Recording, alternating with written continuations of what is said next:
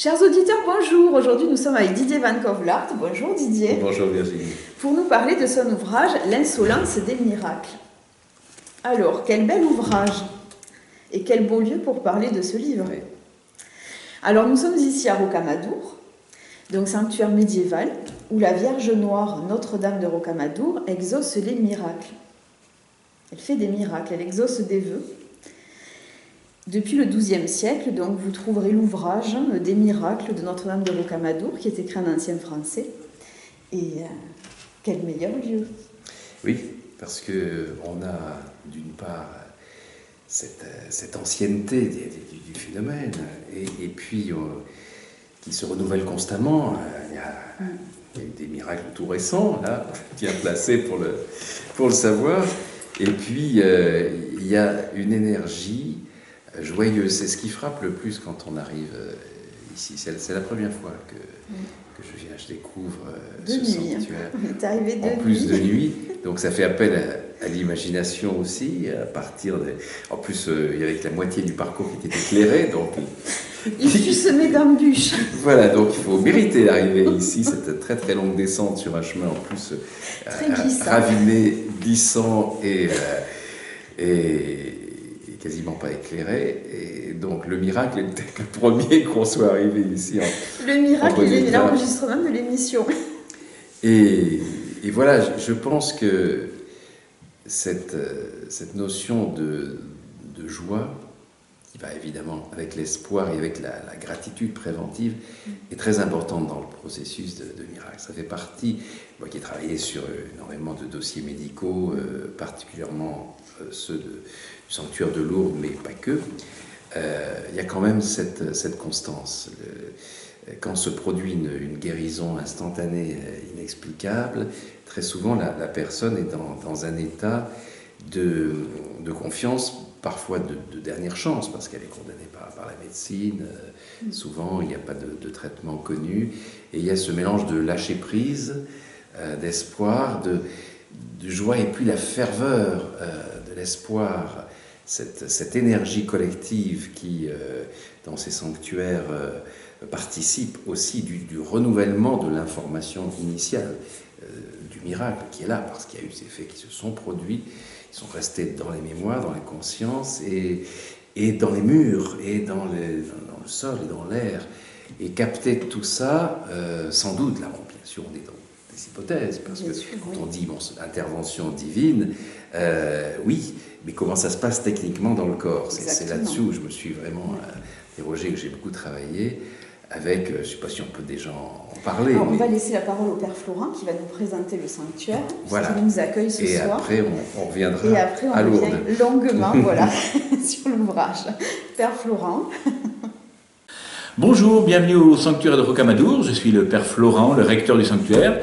Je suis très heureux de vous accueillir dans ce sanctuaire qui est vraiment plongé dans le temps ici, puisque déjà tout commence avant le 5e siècle, on ne sait justement pas exactement quand. En tout cas, au 5e siècle, il est attesté que ce sanctuaire accueille de nombreux pèlerins déjà.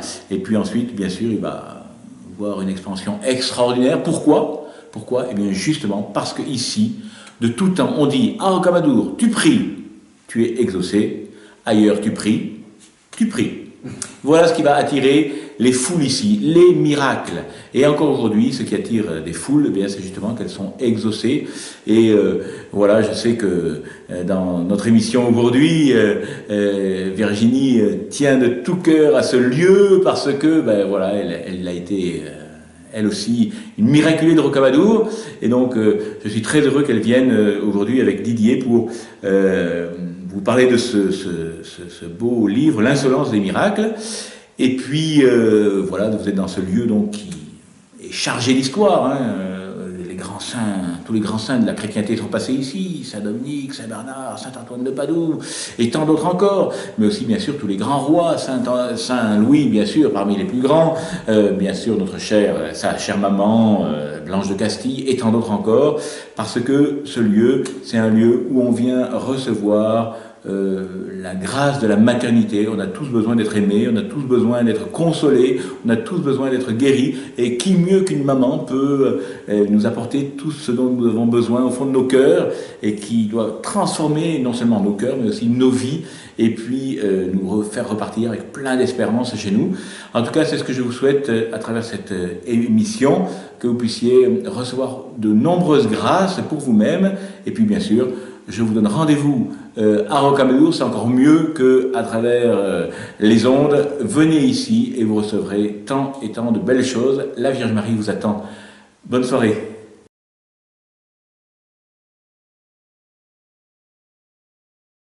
Merci beaucoup, Père Florent. Donc, vous l'aurez compris, il faut venir à Rocamadour pour vraiment faire votre expérience et pour vivre ce que nous avons vécu avec Didier la nuit, le chemin de croix, avec les feuilles glissantes et la pluie fine. Et on se sent quand même protégé, on ne risque rien. Exactement. Même si on n'a pas des très bonnes semelles.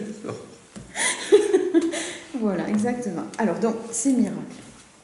Revenons à Lourdes. Donc, il y a une constante que j'ai découverte dans les dossiers médicaux sur les réactions qu'ont quasiment toutes les personnes qui ont une guérison instantanée, inexplicable. C'est une fringale intensive, une faim de loup. Et les gens peuvent manger, et tout de suite, il y en a beaucoup qui, au lieu de remercier, tout à coup, ils recouvrent la vue, ils recouvrent la mobilité, comme ils étaient paralysés. Tout à coup, un intestin a repoussé, dans le cas de Jeanne Fretel, dans les années 1950. On a toute la preuve d'un cancer de l'intestin qui avait détruit l'intestin. Cette femme ne pouvait plus rien ingurgiter, était nourrie par sonde. En plus, elle était dans le coma. Et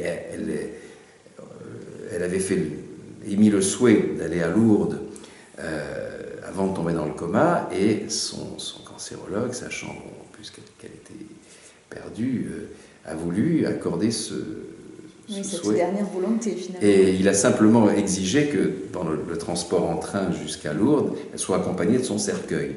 Parce que, bon, il risquait de ne pas revenir, donc pour le transport, voilà, il fallait, comme elle avait tout prévu, pris ses dispositions, convention obsèques et tout, voilà, le cercueil la suivait. Et voilà que, dans le coma, le prêtre lui ouvre les lèvres pour glisser un fragment d'hostie, là, elle ouvre les yeux. Elle dit, où suis-je? Et elle voit la statue de la Vierge, et elle dit, j'ai faim. Apportez-moi à manger, de la viande, du poisson.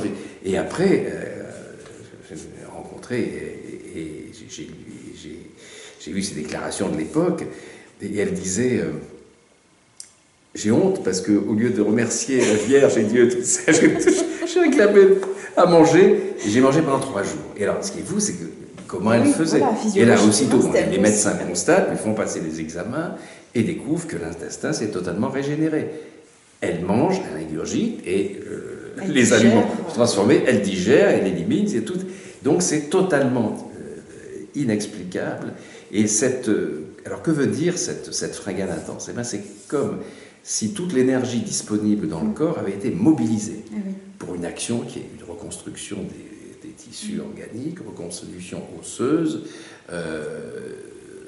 régénération d'un nerf optique, enfin tous les cas de disparition de tuberculose dans les poumons. Donc, et ça, c'est très intéressant pour les scientifiques, parce que c'est vrai que le Comité médical international de Lourdes, qui a authentifié depuis 1894 plus de 7200 cas de guérison instantanée inexpliquée, voire inexplicable, alors que l'Église n'en a retenu que 70 en tant que miracle officiel homologué. C'est dire la prudence, l'exigence de l'Église par rapport à ce phénomène. Et puis en plus, il ne suffit pas d'être guéri, encore faut-il montrer que... oui, et puis pour l'Église, il faut que la personne guérie d'abord soit digne, c'est ça, qu'on soit sûr sur le doigt de Dieu qui a fait ça, qu'elle fasse preuve de l'héroïcité de ses vertus, comme on dit, et puis de son chemin spirituel encore et souvent ce n'est pas le cas, transcendé par la grâce. Donc voilà, et puis par exemple, il y a des cas de guérison extraordinaires qui ont été rejeté par l'Église parce que la personne était divorcée, par exemple. Donc là, on est sur des critères religieux qui viennent renforcer les critères éminemment sévères des médecins pour se prononcer sur le côté de guérison inexpliquée.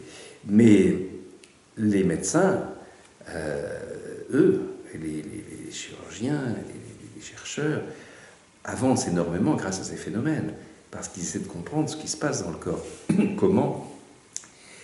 Qu'est-ce qui est à l'origine de ce bouleversement, de cette reconstruction instantanée à une vitesse qui n'existe qu'au moment de la constitution embryonnaire, où le fœtus, tout à coup, la manière dont se forment les os, on est sur comme s'il y avait encore voilà, ce phénomène. Alors, est-ce que ça vient des cellules souches, une manière de les réactiver là où elles se trouvent encore? Est-ce que ce sont ce qu'on appelle les molécules messagères?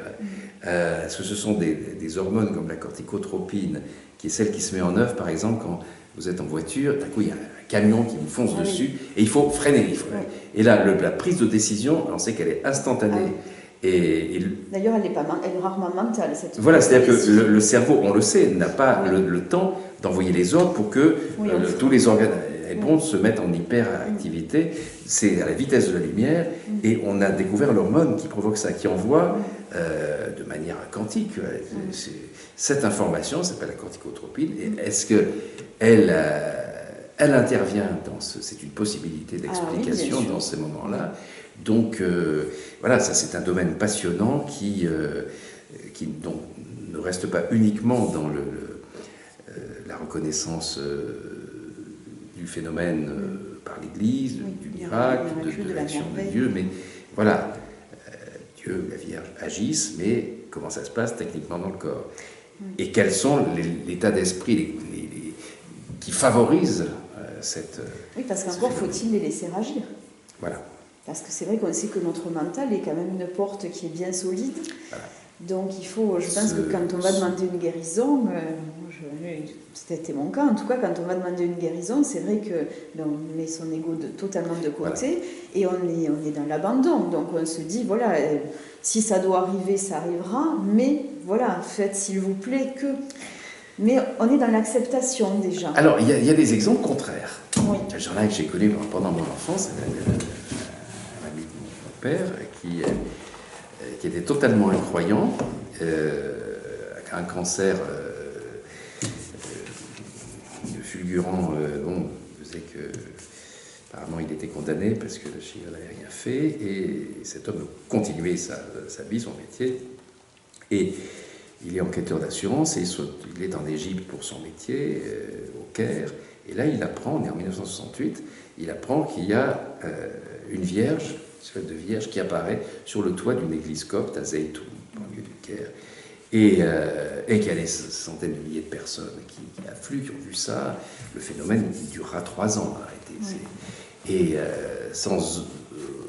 c'est une apparition lumineuse, silencieuse, mais variable. Tantôt la Vierge seule, tantôt l'enfant Jésus dans ses bras, tantôt la Sainte Famille dans son absence, dans son ensemble, et généralement autour sur le toit de l'église, mais parfois à l'intérieur, derrière les vitraux.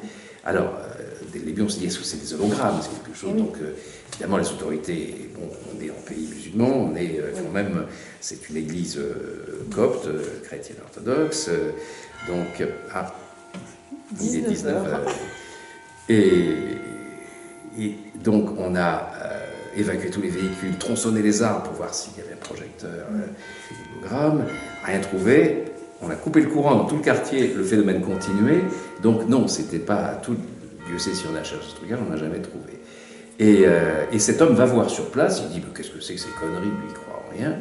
Et il faut dire que toutes ces apparitions et les foudres gigantesques qu'elles drainaient, on sont allés de pair avec une épidémie de miracles, on peut dire. C'est-à-dire que des gens de toute confession, le premier guéri était un musulman, près des chrétiens, des athées, des bouddhistes. Et cet homme qui voit ce phénomène-là, et puis se dit, bon, non, c'est l'hologramme, c'est rien, il repart, et quand il rentre en France, il n'y a plus de cancer. Et là, il le vit très mal. C'est-à-dire qu'il est incroyant, et c'est pas possible. Alors, il dit d'abord, ils se sont trompés. Eh oui, médecins. j'en avais rien. Oui. Ils n'avaient rien, ils m'ont donné c'est le dossier d'un autre. Il est dans le déni complet. Donc alors, c'est très intéressant de voir que, alors, quand on a tous les blocages du monde, une guérison peut avoir lieu Oui, tout de sûr. même. Et lui, il avait un chemin spirituel à faire, qu'on lui proposait, que visiblement il n'a pas fait, puisqu'il en a fait une dépression d'avoir été sauvé, miraculé. Parce que c'était... Parce qu'avant d'être guéri, il faut accepter sa maladie. Oui, et la puis possibilité surtout, qu'elle puisse disparaître. Et après, accepter la guérison et accepter en plus une intervention miraculeuse. Donc, il y a aussi ce cas qui est très touchant d'une vieille dame aveugle qui va à Lourdes, voilà, dans l'espoir de couvrir la vue. Et donc, ce monsieur, dans le train. donc il n'avait plus de cancer, il a fait une dépression, mais pour autant, il est mort ensuite, mais pas de ça. Ah oui, absolument, voilà, oui. Non, il a voilà, eu... Mais voilà, ça a été une épreuve pour lui d'avoir été sauvé, ce qui, moi, enfant, me paraissait complètement aberrant. Quoi. Et d'une ironie, d'une insolence, justement, par rapport à ce phénomène. Et donc, cette dame en question prend le train des pèlerins, elle est aveugle, et elle est à côté d'une jeune femme, et elle parle, et la jeune femme, elle, avait un cancer très grave, en phase terminale, et tout à coup, la vieille dame qui l'entend dit, elle prie en disant, bon, oubliez-moi, Seigneur, oubliez-moi, Vierge Marie, j'ai fait ma vie, je peux très bien continuer à vivre sans voir. Cette jeune fille, elle, il faut la sauver. Donc elle prie vraiment, elle efface sa propre prière au profit de sa voisine. Et puis arrivée à Lourdes, la jeune fille meurt et la dame recouvre la vue. Donc là, on a un cas intéressant, assez poignant, parce que on va contre la guérison se fait contre la volonté de la personne. Et donc ça pose question, c'est-à-dire que cette question, elle est terrible. Et les miraculés se la posent. Pourquoi moi et pas tel autre? Pourquoi ça marche avec moi? Est-ce que je vaux mieux que les autres? Est-ce que je suis... j'ai encore des choses à faire importantes? Est-ce que je suis meilleure communicante que telle autre personne? Est-ce que je serai porteuse de miracles plus efficaces? Qu'est-ce qui fait la sélection? Et c'est vrai que c'est insoluble comme question. Parce que peut-être ça se joue au niveau de l'âme, tout simplement. Peut-être que l'âme a quelque chose à comprendre. Et donc, finalement, en guérissant ce corps physique, l'âme change peut-être d'orientation, accentue son chemin spirituel ou le commence, comme c'était le cas de l'ami de votre papa. Mais c'est vrai que oui, je pense que ça se joue sur une autre dimension. Là. Et puis, voilà, quand ces miracles... Alors, après, on dit, bon, c'est la foi qui sauve, c'est le fait d'y croire qui déclenche le phénomène. Mais je crois que moi, on n'y croit pas, en fait. C'est un abandon. On se dit, voilà, si ça se passe, c'est très bien, sinon, c'est comme ça. Mais donc, dans le cas, en plus, d'une personne dans le coma, on ne peut pas dire que c'est une réaction psychosomatique, de la conscience, ou alors penser que la personne dans le coma a sa conscience qui fonctionne autrement, ce qui est parfois une réalité que les médecins constatent dans les personnes qui reviennent d'un coma dépassé et qui racontent tout ce qu'ils ont vu dans les autres pièces, chez eux, le numéro de série sous le lit dans lequel ils étaient, enfin vraiment ces détails qui laissent entendre que l'esprit ou l'âme voyage, mémorise et se souvient ensuite, lorsqu'en fait l'esprit réintègre le cerveau. C'est ça, et le corps, son véhicule. C'est magnifique, on a l'Angelus qui nous accompagne, vraiment. Donc ce livre, L'insolence des miracles, n'est pas un roman, c'est une encyclopédie du miracle. Disons que c'est le fruit d'une enquête sur des phénomènes parfois très anciens, parfois complètement contemporains, dont certains se sont déroulés pendant que j'écrivais le livre. Quelques miracles eucharistiques, quelques guérisons incroyables, et voilà, j'apprends ça alors que je suis en train de l'écrire, et je l'intègre de manière assez miraculeuse. Il y en a juste un qui s'est produit que je n'ai pas pu intégrer parce qu'il s'est produit le jour où je signais le bon à tirer, qui est le moment où le livre est parti, on ne peut plus rien ajouter, et à peine, c'était parti pour la fabrication chez Neuf Couleurs, parce que j'apprends que c'était au Honduras, surtout un pays semble-t-il. Un miracle, alors qui, à ma connaissance, n'avait jamais eu lieu. Dieu sait s'il y a eu des miracles eucharistiques où l'hostie se change en morceaux de chair, en particulier morceaux du muscle cardiaque, et le vin se change en sang. On parlera de ces exemples. Et là, pour la première fois, c'est même pas un prêtre qui dit la messe, il n'y a pas de prêtre là-bas, c'est un diacre. On est dans la forêt vierge, une toute petite église en bois, avec des couleurs vert clair, pimpantes, magnifiques, mais dans une pauvreté terrible. Mais il y a un ciboire et il y a le corporal, le linge qui recouvre. Et là, en sortant ensemble pour la célébration de la messe, le prêtre découvre que sur le linge, sur le corporal, il est complètement imbibé de sang, un sang qui est frais, et il le fait, il prévient l'autorité, le sang est analysé, et en fait c'est un sang complètement frais, humain. Le groupe AB et l'ADN trouvé, une fois de plus, correspondent à celui qu'on trouve sur le linceul de Turin, dans lequel Jésus aurait été enseveli.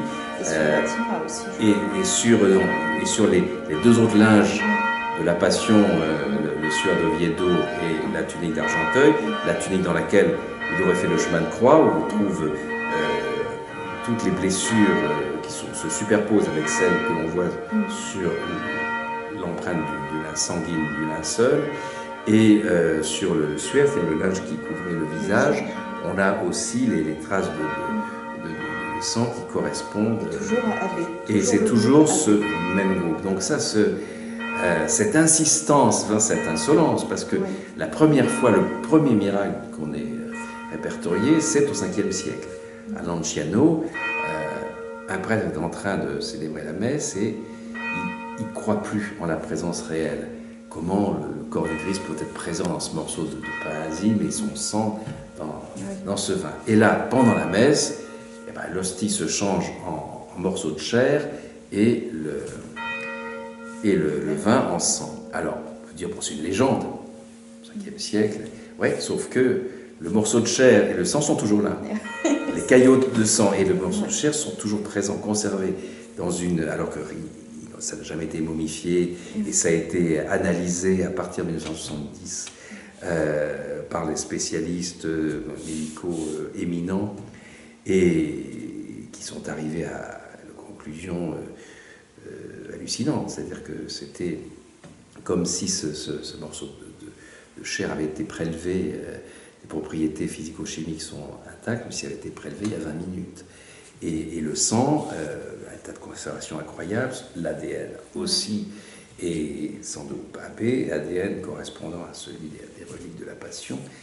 Et ça c'était en 1970, la publication de ces études, reprise par l'ONU, une commission spéciale nommée par l'ONU, qui confirme tous ces résultats-là. Donc là, on est dans un niveau... Et comme si ça ne suffisait pas, il y a eu ensuite beaucoup de piqûres de rappel, c'est-à-dire que 1976, Betania, 1996, Buenos Aires, là encore, même processus. Pendant la messe, l'hostie se change en morceaux de muscle cardiaque. 1996, à Buenos Aires, c'est particulier parce que celui qui est appelé, dès que le prêtre constate le phénomène, c'est le futur pape François, cardinal Bergoglio, qui est à ce moment-là évêque de Buenos Aires, et qui, sa première réaction, c'est photographier le phénomène, mais n'en parlez pas. Le temps n'est pas venu pour en parler. Et 3 ans après, lorsqu'il devient, il était évêque adjoint, lorsqu'il devient évêque titulaire, là, il nomme une commission d'enquête et il fait procéder à l'analyse par les plus grands laboratoires médico-légaux du monde. L'Université de Columbia à New York, l'Université de Sydney.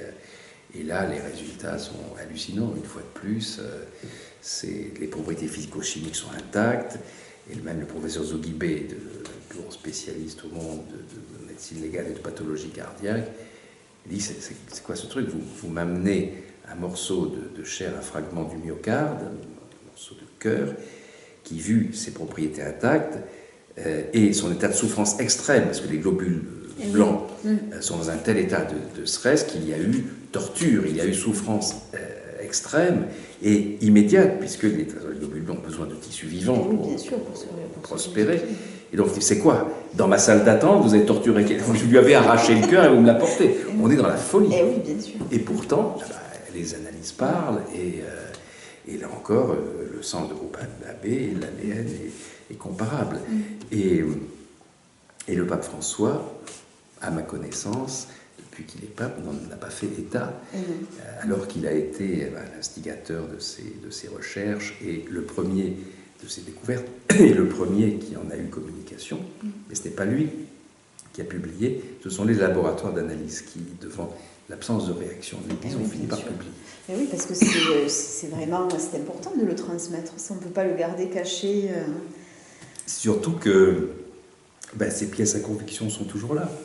Oui, donc c'est vrai que ces miracles, on a quand même la sensation que, historiquement, alors au Moyen-Âge, ces miracles arrangeaient l'Église, parce que ça permettait de rassembler les fidèles, et on leur disait, d'ailleurs, alors il y avait aussi la notion de remerciement, certains avaient peur s'ils n'allaient pas remercier, que leur guérison finalement disparaisse, alors que pas du tout, même s'ils n'allaient pas remercier, je crois que c'est dans la Bible, il me semble, que même il y a un passage, même si on ne remercie pas, le miracle est actif. Mais au Moyen-Âge, c'est quand même, on fait un pèlerinage, c'est quand même très dur quand on va demander son miracle. Ce qui a changé, peut-être dans l'attitude de l'Église, c'est quand elle est devenue vraiment une administration temporelle, elle l'a toujours été. Mais là, il y a différents courants qui ont pris une grande importance, c'est des tensions, des antagonismes, comme autrefois il y a eu des schismes, il y a eu... Mais là, il y a vraiment un courant contre les miracles, contre le surnaturel, contre le fait aussi que ça se passe directement du demandeur au fournisseur, si je puis dire. Oui, sans intermédiaire. Voilà, et que dans des cadres qui ne sont pas toujours religieux, et puis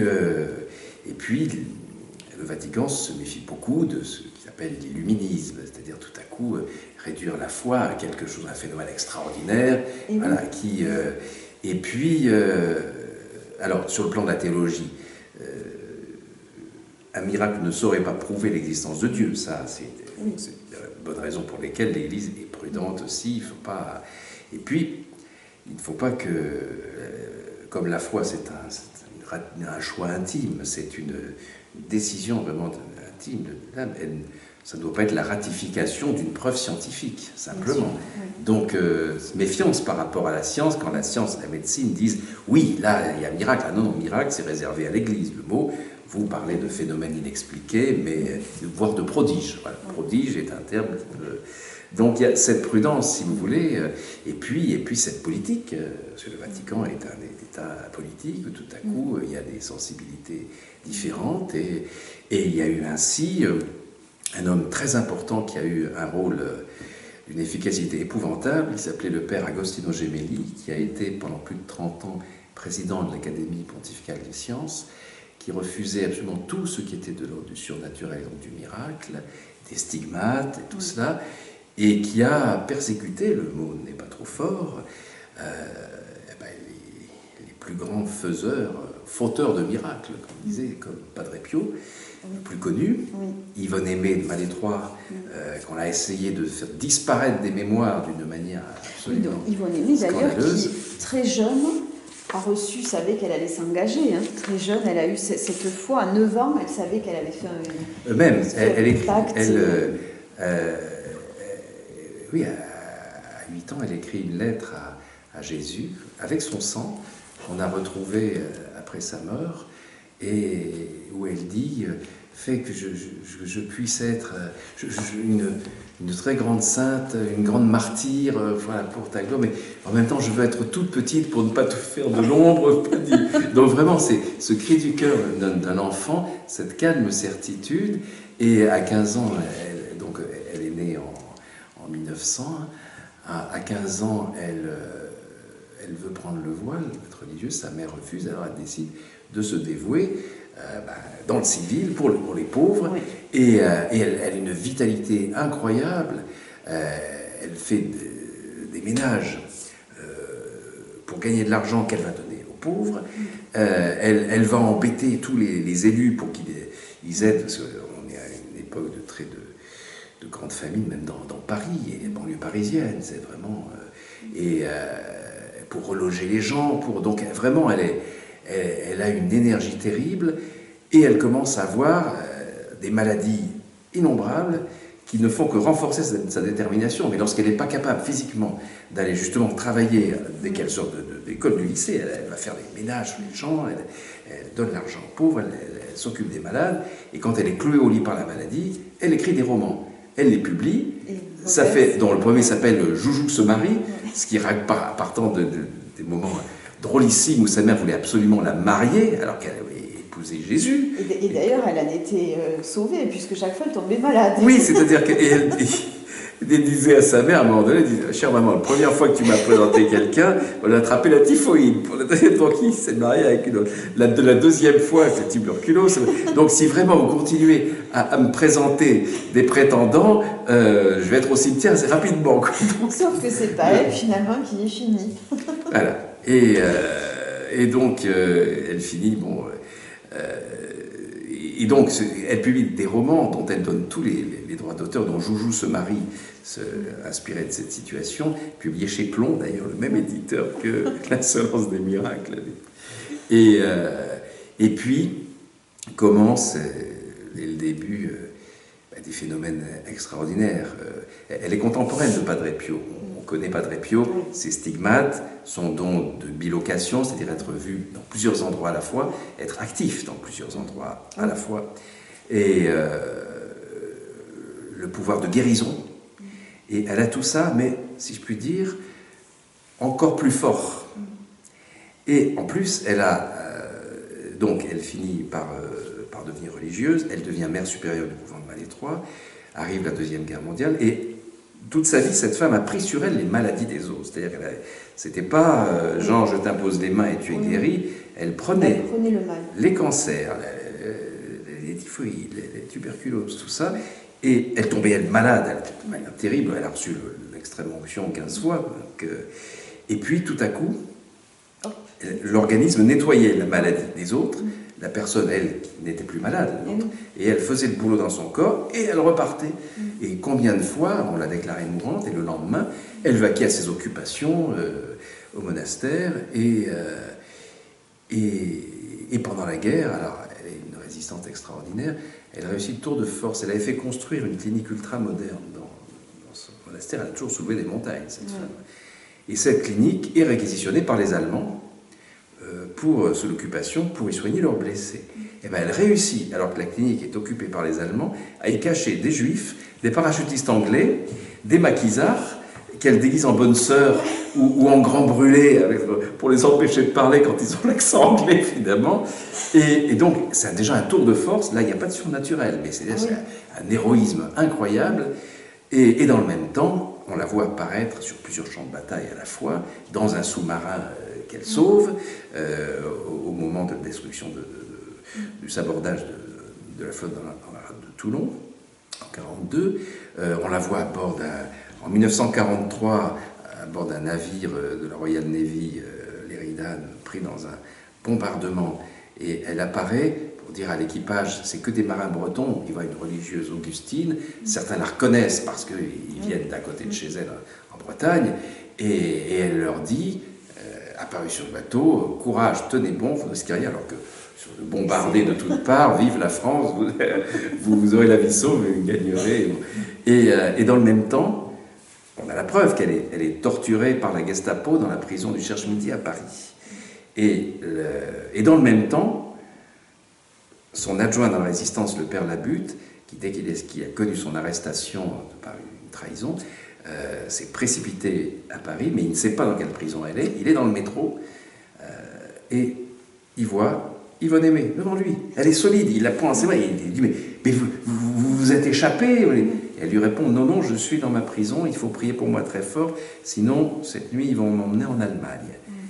Et là, elle descend à l'arrêt suivant et elle se fond dans la foule et elle disparaît. Et dans le même temps, on a le témoignage du nazi qui l'a torturé, qui était un Français, entre parenthèses, et qui dit, je ne comprends pas, par moments, je pouvais lui faire les pires choses, c'est comme si elle n'était pas là. Ah oui, n'était pas là parce qu'elle était ailleurs. Or, son corps était physiquement dans ces différents endroits. Donc là, on est vraiment sur des phénomènes d'autant plus dérangeants pour certains, au sein même de l'Église, qui sont attestés par des personnalités militaires, des témoins, des religieux, et y compris des tortionnaires qui avouent ça dans leur procès. Et le général de Gaulle, en 1945, il la décore de la Légion d'honneur, et il ôte son képi devant lui en disant « La France vous remercie par ma voix », et il ajoute « J'espère que vous n'êtes pas en même temps à Londres en train de vous faire décorer par Churchill ». C'est dire, et le général de Gaulle est retourné, jusqu'à la mort d'Yvonne Aimée en 1951, il est retourné plusieurs fois à Malétroit pour des rencontres secrètes, dont on a quelques témoignages, mais évidemment les sœurs de Malétroit n'ont pas raconté la teneur, mais voilà, on eût aimé que l'Église lui témoigne autant de reconnaissance que l'a fait le général de Gaulle, parce que lorsqu'elle meurt en 1950, commence à instruire son dossier de béatification. Et là, les sœurs de Malétroit et les militaires, les résistants, ça, rassemblent 30 000 documents, preuves de toute son action déjà héroïque, je dirais normale, et puis tous ces phénomènes surnaturels. Et ça arrive en 1960 au Vatican. Le cardinal Ottaviani, préfet du Saint-Office, va le dossier, étudie et le rejette en bloc. Non, elle ne sera jamais béatifiée ni canonisée, c'est définitif. Pourquoi? Il répond, trop de miracles, trop de dons. Ok, on est loin évidemment de l'attitude de l'Église dans les Moyen-Âge, les siècles passés. Trop. En plus, le fait que ce soit une femme qui fasse tous ces miracles, dont certains sont des miracles faits par Jésus. Mais c'est là où, me semble-t-il, l'Église est en contradiction avec elle-même, parce que dans les évangiles, Jésus, quand ses apôtres lui disent « Mais comment fais-tu pour accomplir des miracles ?» Jésus répond, notamment dans l'évangile de Jean, « Celui qui croit en moi fera les choses que je fais, et il en fera même de plus grandes. » Ce qui est clairement une incitation à être, sinon le faiseur, du moins l'intercesseur de miracles. Ce qu'a été Padre Pio, ce qu'a été Yvonne Aimée, ce que sera Charbel Maclouf, le saint patron du Liban aujourd'hui, mais extraordinaire palmarès de guérison, encore plus que Padre Pio à titre posthume.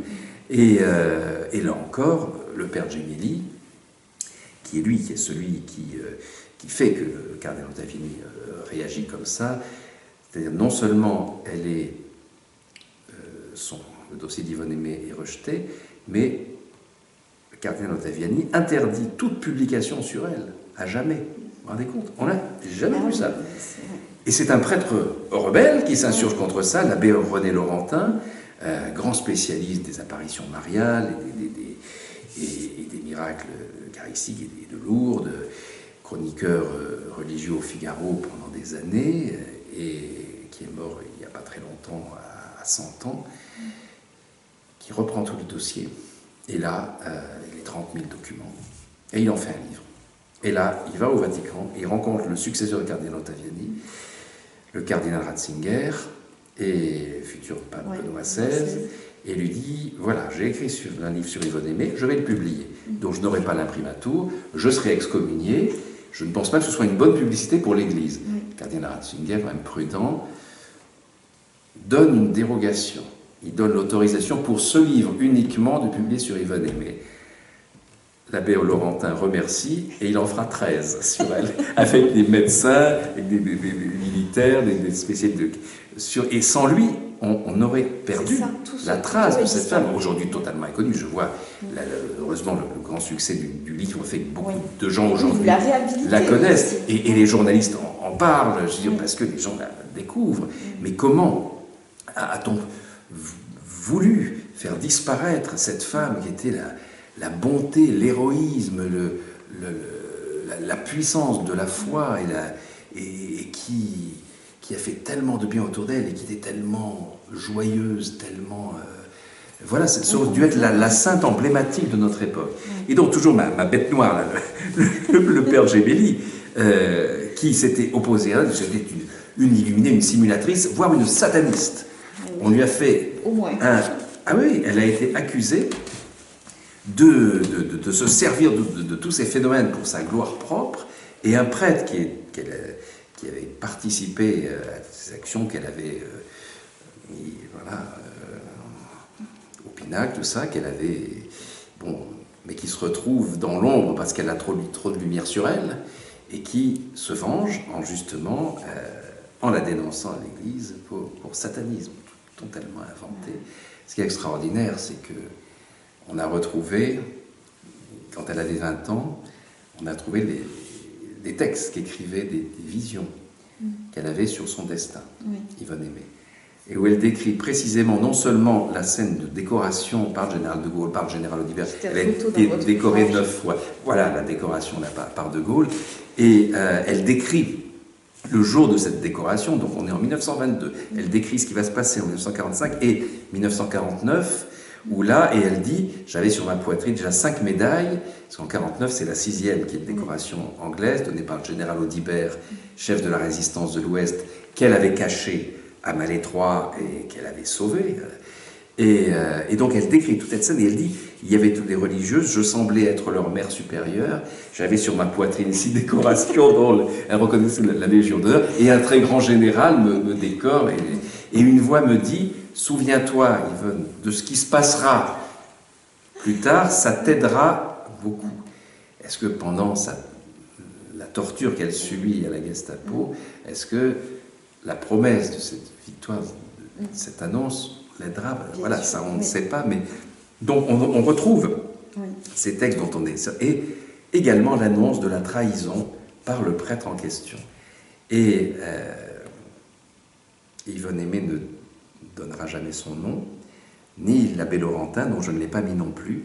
Et quand j'ai reproduit cette lettre, alors ce qui est extraordinaire dans l'ironie, dans l'insolence du phénomène, c'est que comment ces documents ont pu être mis au jour, c'est que c'est le confesseur à l'époque d'Yvonne Aimée qui lui avait dit mets par écrit ces choses aberrantes que tu reçois, comme ça tu t'en débarrasses, tu me les envoies sous enveloppe, et le prêtre, le père Quéré en question, donc conserve ces enveloppes qu'il n'a jamais ouvertes, et qui sont... Et donc, après... donc, il les avait oubliés, sauf que quand il lui fait ce procès, ce prêtre en question, il exige, il y a ses prophéties de jeunesse, et il oblige le confesseur à ouvrir les enveloppes. Et dans les enveloppes, il y a la preuve que lui-même trahira. Donc, vous voyez, le livre s'appelle « L'insolence des miracles » pour ces raisons-là. La réalité me raconte, à moi, romancier, des histoires tellement extraordinaires que souvent, j'aurais pas pu inventer, j'aurais pas eu l'imagination, ni le culot, puis ça aurait été totalement invraisemblable. Mais voilà, et puisqu'on est au chapitre de l'insolence, donc son persécuteur, pour terminer sur ce prêtre, il la convoque une dernière fois parce qu'il veut absolument qu'elle démissionne de Malétroit, qu'elle se fasse oublier. C'est l'ultimatum, sinon c'est tribunal ecclésiastique. Il produira toutes ces pièces, et il y a un dernier face-à-face où il lui lit les 40 pages de son acte d'accusation, et elle est venue avec des sœurs de Malétroit, et à un moment donné, elle demande à être seule avec lui, et quand la sœur revient, eh ben elle trouve le gars à genoux, en pleurs devant Yvonne Aimée, en demandant pardon. On ne sait pas ce qui s'est passé, retourné comme une crêpe, comme tous les persécuteurs de Padre Pio qui lui ont demandé pardon après. Mais donc, exit le prêtre en question. Et quant au père Gemelli, qui lui, donc, juste au bout, s'était acharné, entre autres, contre Padre Pio, contre Yvonne Aimée, contre tous ceux qui accomplissaient des miracles, lui, il va mourir en 1956, mais avant, en 1952, juste après la mort d'Yvonne Aimée, il lui arrive la plus insolente des ripostes, si je puis dire. Il est en train... c'est un neuropsychologue éminent par ailleurs. Il déteste le surnaturel, il veut que l'Église soit positiviste pour rentrer dans la modernité. Donc il a toute une stratégie qu'il regarde. Et il est par ailleurs un grand spécialiste du chant grégorien, un passionné, et il enregistre avec le père Ernetti, autre grande figure du Vatican, dans son laboratoire de physique, Père Ernetti, il enregistre, du moins il nettoie des enregistrements de chants grégoriens pour enlever les harmoniques. Donc il travaille sur plusieurs magnétophones, des magnétophones à fil à l'époque, et le fil casse tout le temps. Et le père Gémil, il proteste en disant « mais c'est pas possible ». Et chaque fois qu'il a une contrariété, il s'adresse à son père qui est mort il y a quelque temps en disant « mais papa, fais quelque chose, aide-moi ». Et tout à coup, en réécoutant la bande, il entend la voix de son père, qu'il reconnaît, qui lui dit Monsieur l'Amital, mais bien sûr que je t'aide, je suis toujours là. Ah, paniqué, il dit vous avez entendu? Oui, l'autre a entendu aussi, mais c'est pas possible, ça n'existe pas. Mon père mort ne peut pas parler sur une bande magnétique.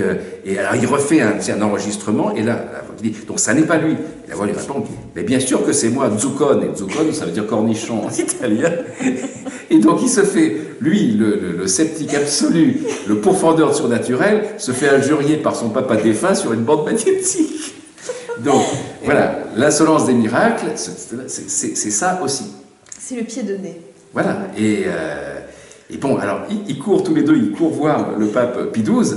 C'est épouvantable, les morts nous attaquent. Bon. Et là, Pie XII, il a une réaction extraordinaire, il dit non, écoutez, c'est pas du spiritisme du tout, interdit par l'Église, non, non. Là, c'est un phénomène purement technique. Vous n'avez rien demandé, une voix bien sûr s'enregistrer, elle est toujours là, je l'entends comme vous, donc ça ne regarde pas la religion, ça regarde la science. Cet objet technique, il s'est passé un truc, ben, que la science l'étudie, et la science étudiera ensuite ben, ce qui s'appelle la transcommunication, ces messages apparus. Mais donc le fait que ce soit arrivé à ce père Gemelli qui quand même, pour en revenir à Padre Pio, c'est quand même lui qui a mis le confessionnal de Padre Pio sur écoute.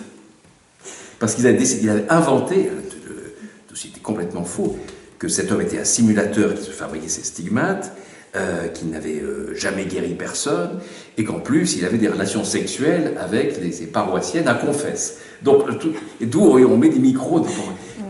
Alors après, évidemment, on a découvert que tout ça était totalement bidon, mais ils l'ont interdit de dire la messe, il était quasiment retranché à l'intérieur de son couvent, pas le droit de sortir, aucun contact avec les fidèles, pestiféré. Il a fallu attendre Paul VI, qu'il a réhabilité, et ensuite Jean-Paul II, encore plus, qu'il a béatifié et canonisé en temps record de 2 ans. Il faut dire que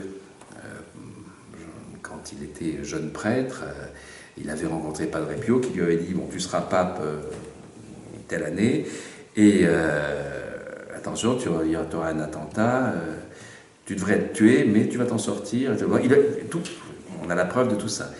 Et donc, dès que la première action de Jean-Paul II, quand il est pape, c'est d'appeler, quand il est nommé pape, non, même bien avant, il avait une amie très chère qui avait un cancer en phase terminale, et il demande à Padre Pio, qui dit quel cancer? Ah, pas de cancer, elle est guérie. Et guérison instantanée de cette femme. Donc, d'où voilà, la ferveur et la souci de réparer. Et tous ceux qui l'ont persécuté lui ont demandé pardon après. Mais enfin, oui, c'est difficile quand même. Ça fait du mal. Oui, ça fait du mal et ça fait. Mais d'ailleurs, tous les saints, on prend Bernadette Soubirous, oui, alors, tous les saints de toute façon alors, sont toujours. Bernadette, bon, ça a été soft à côté, vous savez, oui. C'est au moment des apparitions, la police, le procureur, tout ça, pour son témoignage. Mais elle dit toujours, mais attends, je ne fais pas de miracle, je n'ai pas. Alors qu'il y a cette hystérie extraordinaire, ce culte de la personnalité qui se greffe sur elle, qu'elle vit très mal. Parce que 1858, apparition de la Vierge, qui lui dit voilà, il y a une source là qui est miraculeuse, qui doit être connue par les gens. Les gens accourent tout de suite, et en moins de 9 mois, il y a 7 miracles attestés par les médecins et par l'Église. Et tout le monde dit c'est Bernadette. Les gens se pendent en disant guéris-moi, guéris-moi. Oh, je suis guérie. Ils s'auto-suggestionnent. Et elle le vit tellement mal qu'elle va quitter Lourdes pour aller au couvent de Nevers. Et que pendant 20 ans, il ne se passera plus aucune guérison à Lourdes. Alors que les foules accueillent. Et il y a ce trou de 20 ans. Et qu'est-ce qui va se passer au bout de 20 ans? Alors, une guérison extraordinaire dans une réplique de la grotte de Lourdes. en Belgique. Et Pierre de Ruder, un ouvrier agricole, a eu la jambe broyée par la chute d'un arbre. Les autres ne se sont pas rejoints. La gangrène s'y est mise. Il refuse l'amputation. Les médecins disent, vous allez mourir. Eh bien, laissez-moi mourir dans mon lit. Bon, le médecin laisse faire, tant pis, hein, on respecte. Au bout de 8 mois, il est encore là, dans un état terrible, l'agonie très très longue. Et là, il apprend qu'on a construit, à 1 kilomètre de chez lui, une réplique de la grotte de Lourdes. Dans une propriété privée, une dame très pieuse qui a voulu avoir son Lourdes chez elle. Et il demande à y aller. Et sa femme l'accompagne avec ses béquilles. Il met des heures à faire le kilomètre. Et là, il arrive dans cette grotte où il n'y a jamais eu d'apparition, il n'y a jamais eu d'eau miraculeuse. Il lâche ses béquilles, il tombe à genoux, et il se relève, et il marche. Et il dit, je me sens comme ravi à moi-même. Et il marche, et il court. Et il rentre chez lui. Et c'est son médecin qui l'avait accompagné, absolument abasourdi, qui connaît l'état. Il court après, sa femme aussi, en portant les béquilles, essoufflé. Il arrive chez lui, on l'examine. Il n'y a plus de gangrène. La peau s'est reformée. Alors que le matin même, les médecins avaient vu son état. Ils disaient, c'est fou d'aller, de sortir marcher jusqu'à cette réplique de grotte. Et là, encore phénomène d'une insolence merveilleuse, il est reconnu par, bien sûr, par la médecine et ensuite par l'Église, par l'évêque dont il dépend géographiquement, c'est comme ça que ça se passe toujours, l'évêque de Bruges, en Flandre, mais il est reconnu comme 8e miracle officiel de Lourdes. C'est-à-dire Lourdes le récupère. Alors, bon, c'est un miracle hors les murs, dans une réplique, mais il y a besoin parce qu'il ne s'est plus rien passé. Dans Lourdes même. Alors, mon hypothèse de romancier, qui n'engage que moi, c'est que pourquoi il ne s'est rien passé? C'est que Bernadette, peut-être a-t-elle bloqué le lieu tellement elle a mal vécu. Il fallait que Lourdes fût nettoyée.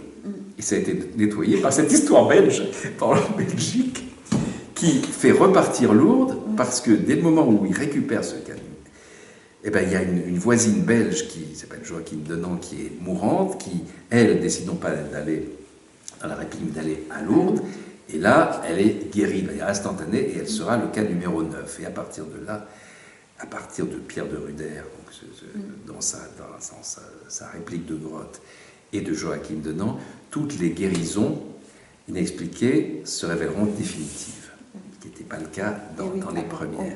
Donc il s'est passé un truc là, extraordinaire. Surtout que le 8, c'est le chiffre du Christ quand même. Ah, ça, vous apportez encore une pierre à l'édifice. C'est-à-dire que là, il y a une... Et c'est vrai que cet humour, ce clin d'œil de provocation qui est inhérent au plus grand miracle et au plus grand faiseur de miracles. L'humour de Padre Pio, l'humour très provoque, très gaillard, celui d'Yvonne Aimé, et celui de Charbel Maclouf. Alors, c'est un cas peut-être... On peut dire encore plus extraordinaire, parce qu'on est déjà très très haut dans l'extraordinaire.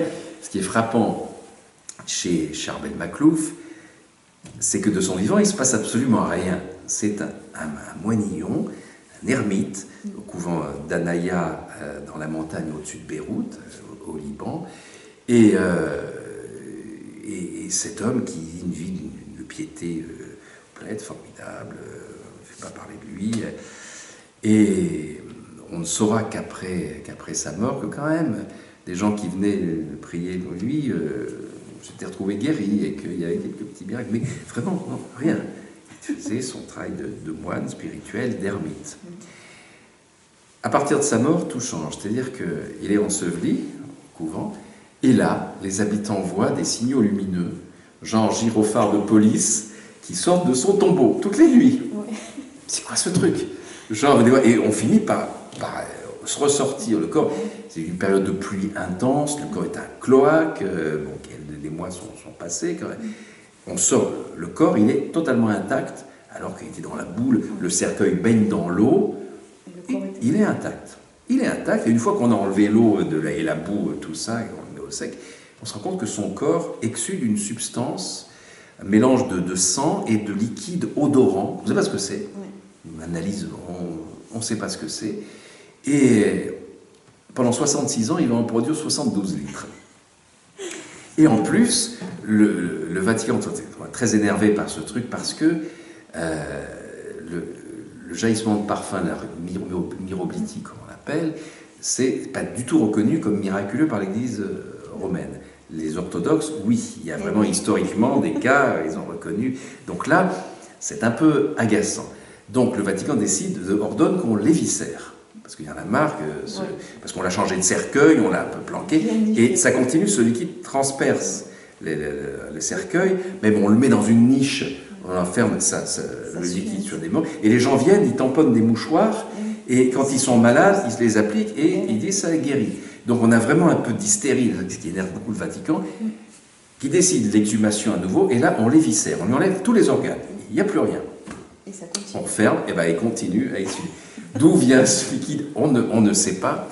Et alors, bon, je passe les détails, mais ça continue pendant 30 fois, on le ressort, parce qu'on essaie de le planquer, et il y a toujours ce liquide qui vient, et à la fin, l'Église orthodoxe, vraiment, tout le monde crie au miracle, les guérisons attribuées à Saint Charbel sont tellement nombreuses, on vient de toute l'Europe, même en France, il vient de Venette, le chansonnier Jean Amadou ira sur scène, l'appellera à sa suinteté. Bon.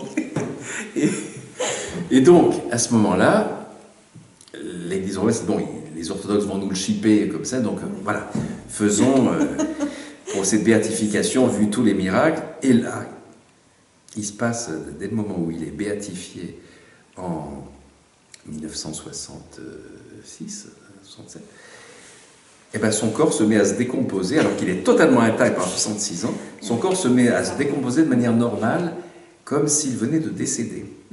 Et lorsque il est béatifié quelques années, il est canonisé quelques années plus tard, il n'y a plus qu'un squelette qui tombe en poussière.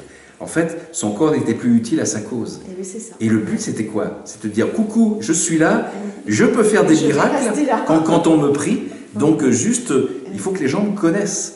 Donc on est devant quelqu'un de discrétion absolue toute sa vie, pire que ça, effacé, et qu'une fois mort, et veut absolument attirer l'attention, et ben, mission accomplie, parce que il est aujourd'hui, sur les miracles posthumes qui lui sont attribués, au-delà de 30 000, encore plus que Padre Pio, qui pourtant fait... Donc on est devant... Et ben, lui aussi, il a été... le Vatican a essayé de le faire oublier, de le planquer, de dire que c'était de la simulation, d'accuser quelqu'un au monastère d'aller foutre du liquide, voilà, exactement.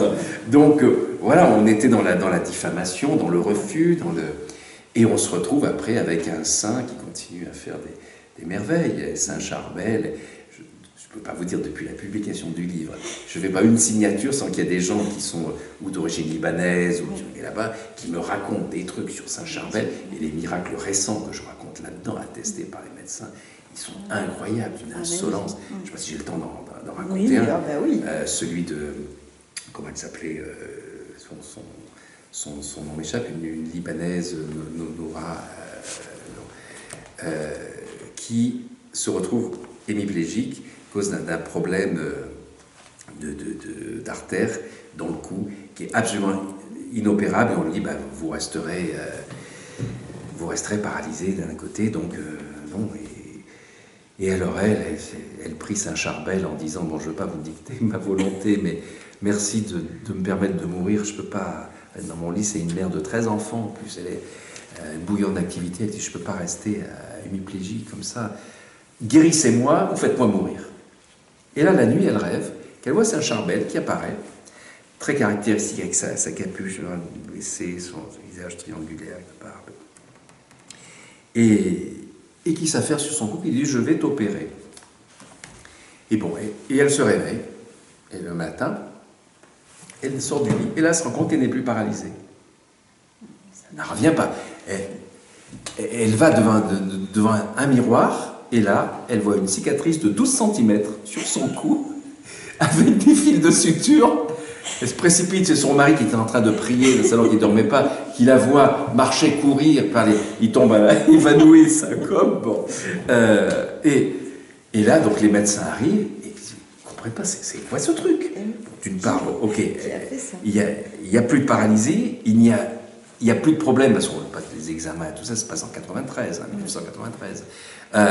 Les radios, tout ça, des images médicales, il n'y a plus de problème du tout, l'artère, et il y a cette cicatrice d'opération avec un fil de suture, sauf normal, sauf que le fil de suture, il a 3 extrémités. Et on ne sait pas en quoi il est fait. Et on a cette pièce à conviction, et les 3 extrémités ont servi pour recoudre. Qu'est-ce que c'est que ce bricolage? Et là, Nora Al-Chami, près comme ça,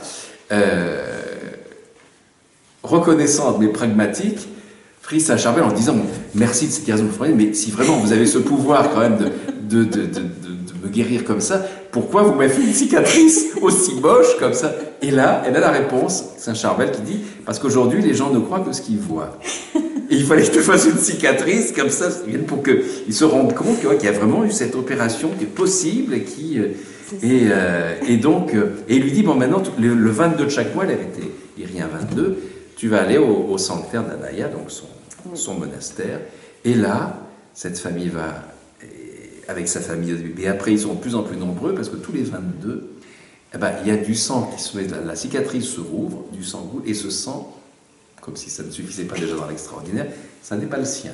C'est-à-dire que c'est pas son. Alors, à ma connaissance, j'ai posé la question. Évidemment, je me dis, est-ce que par hasard, ça serait le sang de Saint-Charbel qui coulerait ça serait dans le clin d'œil, dans la provocation de ce sein quand même d'un modèle hors norme. À ma connaissance, ça n'a jamais été fait. Bon, en tout cas, les analyses ne sont pas divulguées. Mais j'ai rencontré, c'est une femme autrice, poète que j'adore, qui s'appelle Vénus Corrigata, grand auteur, et qui, en lisant le livre, me dit « C'est merveilleux que tu parles de Saint-Charbel. Tu sais que moi, j'ai depuis mon enfance les mouchoirs de Saint-Charbel que mon grand-père était allé prendre, et ça l'avait guéri plein de gens. Et il me dit « J'ai été marié, me dit-elle, à un biologiste. J'avais moi gardé ces mouchoirs. Et il dit « C'est quoi ce truc ?» Et je lui dis ben, « Tu veux pas l'analyser ?» Et il analyse, il dit mais « C'est de l'hémoglobine, c'est du sang, plus des choses, on ne sait pas ce que c'est. » Mais donc, voilà, on a du sang, alors un de ces jours, peut-être on ira voir. Mais bon, tout ça est tellement merveilleux qu'on n'a pas besoin d'avoir de preuves supplémentaires de ces phénomènes irrationnels. L'essentiel, c'est le bien que ça fait. Et Saint-Charbel, là encore, aux États-Unis, pendant que j'écrivais le livre, il y avait une relique, un bouddhos qui faisait le tour, c'était le Charbel Tour, quoi, qui se déplaçait dans les paroisses au Canada et aux États-Unis. Et là, des guérisons à chaque fois que les gens demandent des trucs spectaculaires. Et puis, comme c'est toujours un facétieux, il y a un humour. Bon, quand il guérit les gens, par exemple, une dame à l'hôpital, eh ben, il y a le visage de Saint-Charbel qui est apparu sur la serviette, une peinture, je ne sais pas de la peinture, et une autre fois sur un autre guéri d'un cancer, dans la tasse à café, où on voit. Et l'image, elle est franchement.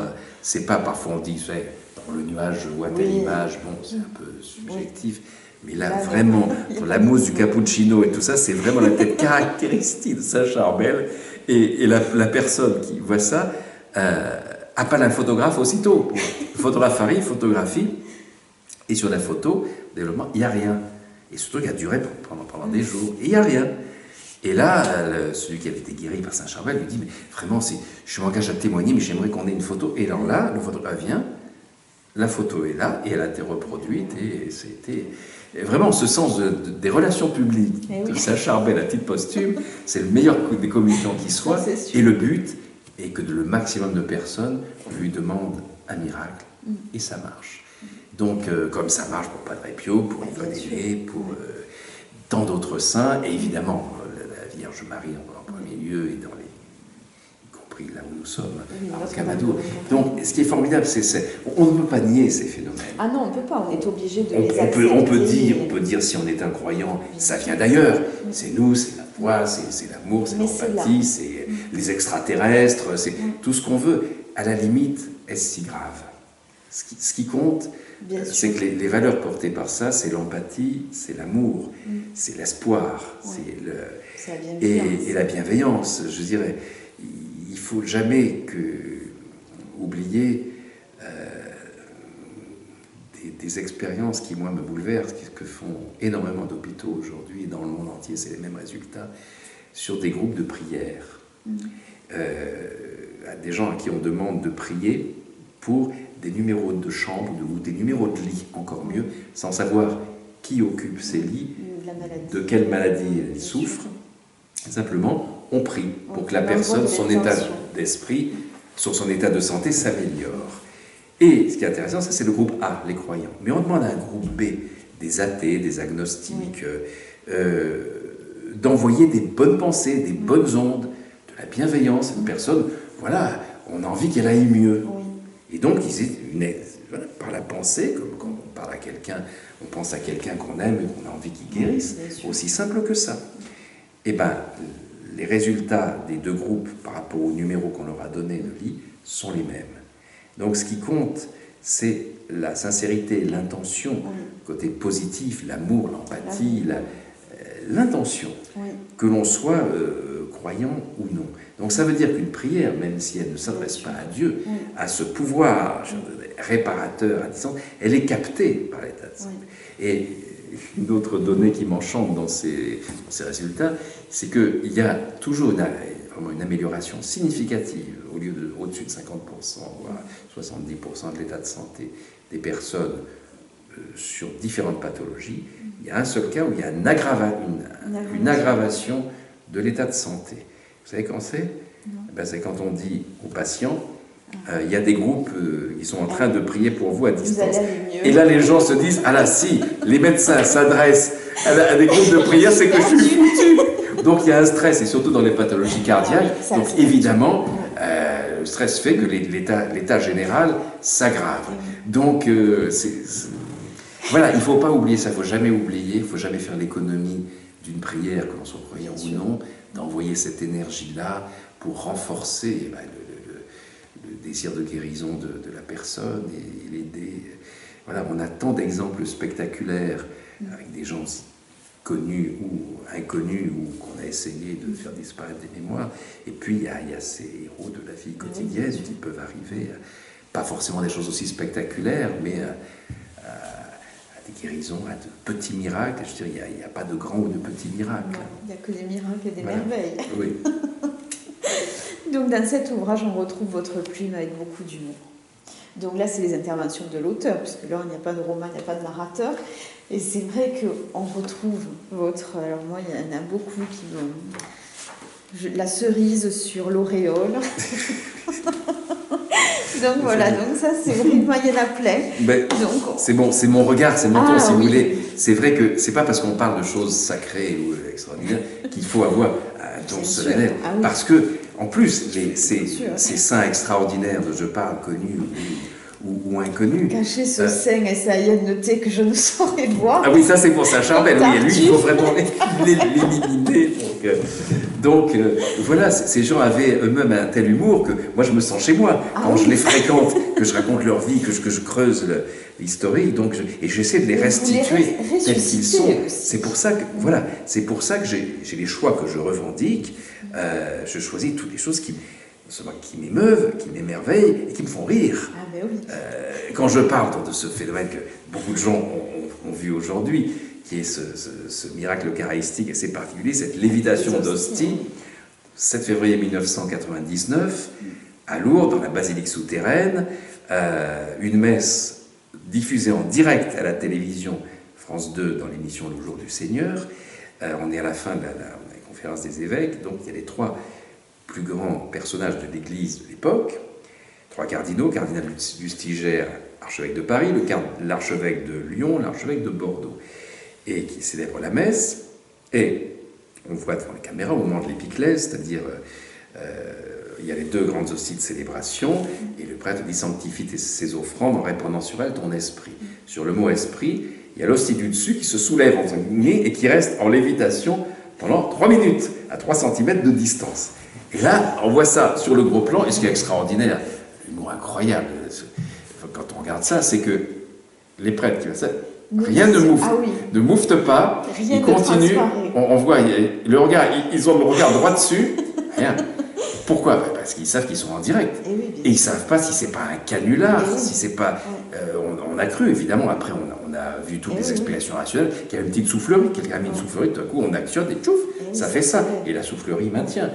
Un fil au-dessus, pourquoi pas ? Un fil transparent qui aurait été agité, voilà, une bonne blague anticléricale. Et dès la fin de la messe, dès que les caméras s'éteignent, se précipitent, tout le monde arrive pour trouver la raison. Et toutes les hypothèses. Alors, qu'est-ce qu'on dit? Comme ce n'était pas un trucage, il n'y avait pas d'appareil de trucage, donc, alors, premier nom, phénomène électromagnétique. Il y avait de l'orage, pas béni. Alors, donc, c'est un phénomène électromagnétique. Sauf qu'on est dans la basilique souterraine de Lourdes, construction en béton, acier, tout ça, c'est une cage de Faraday. Donc, les ondes électromagnétiques ne passent pas les perturbations. Et alors, très très bonne suggestion d'un professeur de physique, prêtre par ailleurs, le père Reynaudot, la faculté de Montpellier, si je ne m'abuse, qui dit, mais peut-être c'est un phénomène électrostatique. Est-ce que si le pain enzyme est électrisable, la chaleur des projecteurs, tout ça, plus les conditions ont fait que il y a pu avoir, avec toute cette électricité emmagasinée, deux charges tout à coup de même nature qui se repoussent. Et alors on frotte avec des chiffons de laine pour voir s'il y a des étincelles, le pain enzyme, rien, c'est pas électrisable. Donc on n'a aucune explication possible. Et le Vatican immédiatement interdit formellement la rediffusion de ces images. C'est en direct. Il faut dire que les gens devant leur télé, beaucoup l'ont vu, son téléphone, et beaucoup écrivent à l'émission Le Jour du Seigneur, dire qu'est-ce qui s'est passé. Et là, le Vatican envoie une lettre type où ils disent que c'est bon. Il s'agit d'une messe en direct, ce n'est pas un trucage, mais c'est un phénomène d'origine inconnue, absolument pas, qui sera expliqué un jour, mais qui ne relève pas d'une volonté ni humaine ni divine, quoi. Donc, et pourquoi le Vatican censure tout ça, qu'on aurait oublié, sauf que personne n'a enregistré au magnétoscope des gens qui allaient faire leurs courses pour voir la messe après. Donc il y avait des cassettes vidéo. Et lorsque Internet a vu le jour, les gens ont diffusé sur les réseaux ces images. Et c'est là, comme ça. Moi, je les avais vues avant, parce que quelqu'un, un jour, m'avait apporté une cassette, et vous connaissez ça? Je dis, regardez. Et je dis, c'est quoi ce truc? Donc, j'en avais parlé déjà dans le dictionnaire de l'impossible. Mais après, maintenant, vous tapez sur la case de recherche lévitation hostile, Lourdes, miracle, eucharistique, vous tombez dessus. Et pourquoi ça gênait tellement l'Église?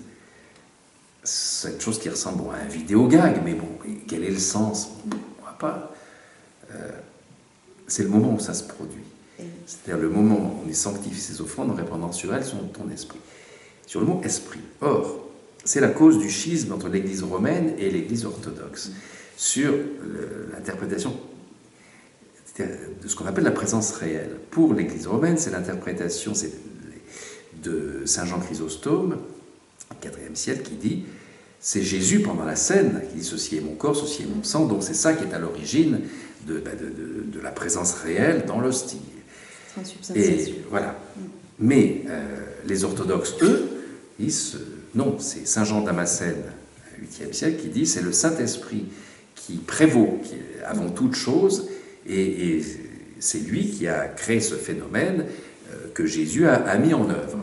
Et cette querelle de subtilité de théologiens, j'emploierai pas le mot, on imagine par rapport aux mouches, mais c'est à l'origine de ce schisme épouvantable qui a scindé en deux l'Église et qui fait que Jean-Paul II a eu cette formule extraordinaire, disant espérons qu'un jour enfin l'Église pourra respirer avec ses deux poumons. C'est ça. Et non, là il y aurait eu l'occasion justement de retrouver, et le fait que cet apparent vidéogag divin donne raison aux orthodoxes avec une hostie qui prend vie, l'invitation sur le mot esprit, évidemment, ça a dérangé, quoi. Et donc, non, c'est raté, on a voulu faire disparaître cet événement, tout le monde peut le voir sur Internet. Et puis, énormément, voilà, c'est vrai que l'Église orthodoxe, aujourd'hui, comme Zeytoun, c'était là, c'est l'Église orthodoxe.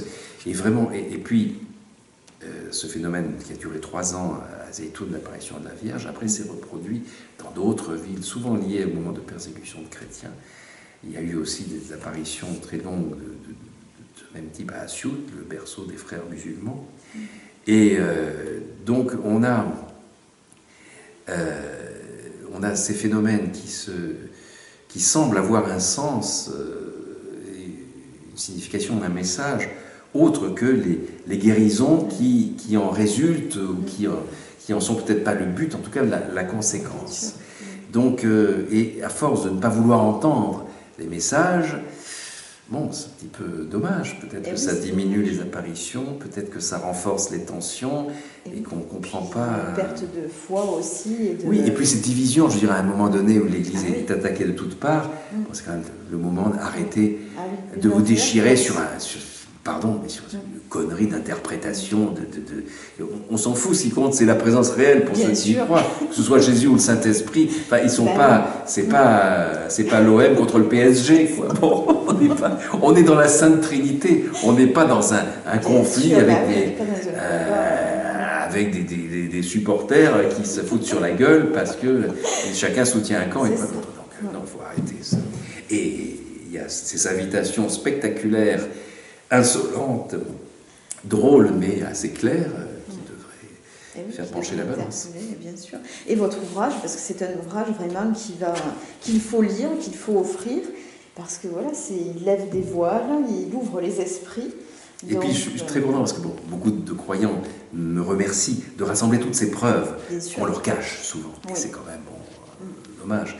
Et même si la preuve, encore une fois, ça ne doit pas être la base de la foi. La foi doit se passer de preuves. Le côté Saint Thomas, je crois à ce que je vois, non, c'est pas l'attitude spirituelle la plus haute. En revanche, témoigner de ces phénomènes-là et aider à ce qu'ils se reproduisent par le fait même de dire aux gens, n'hésitez pas à demander. Bien sûr, mais il faut demander. Et le nom ça, est acquis. voilà.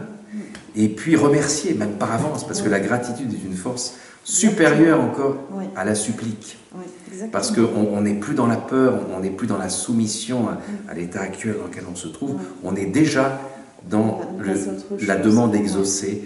On a déjà, et là, ça crée une force spirituelle encore plus importante. Donc, les croyants me remercient, mais beaucoup de non-croyants viennent me voir et me disent, franchement, ça m'a troublé. Je ne veux pas me convertir, mais tout ce que vous donnez, c'est des faits indéniables. Donc, on ne peut pas faire, ça n'existe pas. Comme de dire les miracles, c'est des vieux trucs d'autrefois, de superstition. Ben non, il y en a sous nos yeux. Il y a celui qui clôt le livre, qui est bouleversant et qui est arrivé hier, c'est Carlo Acutis, ce jeune garçon surdoué à tout point de vue qui découvre le miracle de Lanciano. Miracle eucharistique, ses parents l'amènent à Lanciano quand il a 5 ans et il est fasciné, et il décide de faire c'est un génie de l'informatique, il décide de faire un musée virtuel des miracles eucharistiques. À 12 ans, il a déjà rassemblé 136 cas avec des témoignages d'historiens, de scientifiques, tout ça. Il a fait un boulot incroyable et il a 15 ans lors de l'inauguration de ce musée dans une église à Rome et il ne peut pas y aller parce que leucémie foudroyante, il meurt à l'hôpital du jour au lendemain. Et ça aurait pu arrêter ça. Eh bien non, sa mort a fait que ce musée des miracles eucharistiques continue de faire le tour du monde et que Carlo Acutis est devenu un héros sur le net. On l'appelle le cyberapôtre, parce que déjà de son vivant, il avait secoué, il est mort en 2006, et jusqu'au bout, il avait rempli la toile, et les jeunes étaient fascinés justement par ce que faisait l'un d'entre eux. Et à tel point que le pape François le béatifie le 14 octobre 2020. Oui, c'est ça, 2020. Et pour être béatifié, il faut un miracle. Et le miracle qui sera retenu, c'est pour moi un des plus gros parce que ça touche un enfant. Le petit Mathéus, un enfant brésilien qui est né avec une maladie du pancréas incurable qui l'empêche de manger quoi que ce soit, à part des bouillies protéinées. Et il a des frères qui mangent des beefsteaks frites et tout ça devant lui, et lui, il ne peut pas. Et il a découvert, il s'est fait un copain sur Internet, Carlo. Carlo, il est mort, mais il a la vie éternelle d'Internet, des réseaux sociaux. Et Mathéus, voilà, il est fan de Carlo. Et un jour, ce môme qui a fait toutes ses œuvres sur les miracles, il dit à Carlo, écoute, fais-moi un miracle. Moi, je veux manger des beefsteaks frites comme mes frères. Et là, à peine a-t-il formulé ça devant son écran d'ordinateur, sur le site de Carlo, qui se lève, il va à table, il s'assied, il se prend une assiette de ses frères et il bouffe les beefsteaks frites.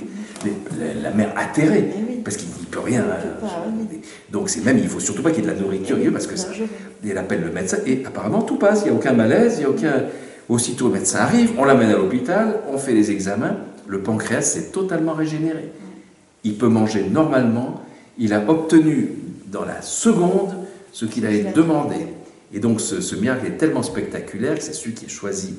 Et le pape François donc béatifie Carlo, alors que Carlo l'avait un peu brocardé, l'avait vanné sur Internet parce qu'il avait refusé, enfin il n'avait pas fait état de ce miracle eucharistique qui était évidemment dans le musée fait par Carlo à Buenos Aires, dont le pape François était le témoin et l'artisan des découvertes scientifiques extraordinaires sur ce miracle.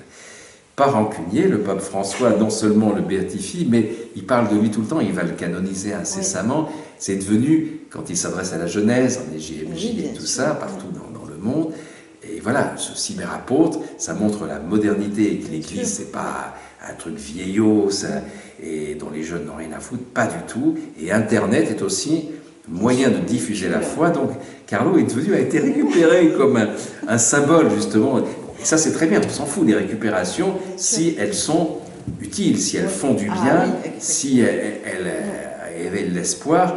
Et là, depuis que l'Insolence des miracles est sortie, j'ai encore beaucoup de gens qui viennent, et encore là, à Brive, où j'étais juste avant cette émission, à la foire du livre de Brive, des gens d'origine brésilienne qui m'ont dit mais bon, vous parlez de Mathéos, mais vous ne parlez pas des autres. Je lui dis, quels autres? Il me dit, au Brésil, mais c'est une épidémie de miracles, de demandes faites à Carlo qui se réalisent. Et on découvrira dans le livre d'autres miracles qu'il a fait. Donc ça qui me touche, c'est qu'on est ce symbole de la jeunesse foudroyée, un homme qui meurt à 15 ans, qui a fait tellement de choses dans sa vie et qui continue à en faire d'encore plus grandes après sa mort. Donc, et puis on voit sa photo, tout ça, il est extraordinaire de force vitale, de joie. Voilà, on n'arrive pas à croire qu'il soit mort. D'ailleurs, aujourd'hui, son corps totalement incorrompu, incorruptible depuis 2006, parce qu'on l'a exhumé pour la béatification, il était dans un tel état de conservation absolue qu'on l'expose dans la basilique Saint-François d'Assise, à Assise, et dans une châsse vitrée, et avec son survêt à capuche et ses Nike. Alors là, c'est un coup de modernité. On est habitué à voir les gisants comme ça. Eh ben non, on a un môme des banlieues qui fait des miracles et qui est couché intact malgré la mort dans son survêt à capuche et ses baskets Nike. Mais c'est parfait, donc lisez l'Insolence des miracles aux éditions Plomb, puis vous découvrirez Zola, parce que voilà, il y a d'autres... Ah, on n'a pas parlé d'Émile Zola à Lourdes, qui arrive pour démolir Lourdes dans un roman, et il choisit Lourdes, et il choisit 2 tuberculeuses mourantes dans le train des pèlerins qu'il a pris pour se documenter. Celles-là, elles passeront pas la nuit. Il les interviewe, mais ces 2 femmes sont bouleversées qu'un écrivain aussi illustre que Zola s'intéresse à elles. Le train arrive à Lourdes, elles sont emmenées en civière dans les piscines. Zola va au bureau médical, travaille sur les dossiers qu'on lui ouvre, il fait des annotations critiques. On tape à la porte un moment après, la première arrive, elle est totalement guérie. De sa tuberculose dont il était témoin, plus un lupus, une plaie purulente sur le visage, la peau se reforme devant Zola, qui a le courage de l'écrire sur le registre de Lourdes.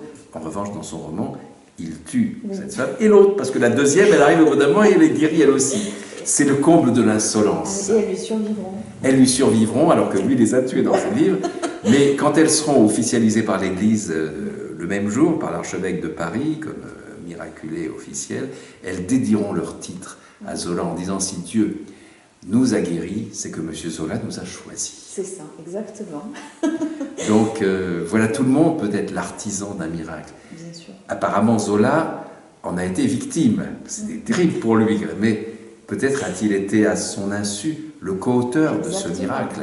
Le fait de s'intéresser à ces 2 femmes a peut-être déclenché chez elles un état d'esprit qui fait que le processus de guérison miraculeuse a pu être magnifié. Il y a derrière tout ça une volonté, bien sûr, de bienveillance divine et humaine qui prend parfois des chemins détournés, et puis cet humour, ce clin d'œil qui pour moi est indissociable de ces cas merveilleux et que j'ai vraiment voulu souligner dans ce livre. Oui, bah vraiment, c'est le pari est gagné, largement réussi. Donc vraiment, voilà, l'insolence des miracles à offrir, à s'offrir et à lire et à relire. Alors, moi, je l'ai lu plusieurs fois parce qu'on passe à côté de certaines choses et puis on revient. Mais voilà, merci infiniment Didier pour cet ouvrage. Merci Virginie. Aux éditions Plomb. Et merci de nous avoir permis d'être dans ce lieu extraordinaire. Ah oui, vraiment. Merci encore au Sanctuaire de Rocamadour. Oui. Et puis, bienvenue aux prochains miraculés qui viendront ici ou ailleurs. N'hésitez pas, venez voir Notre-Dame de Rocamadour.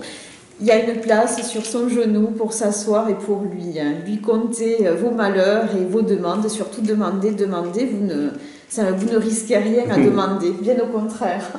Merci infiniment. Merci à vous.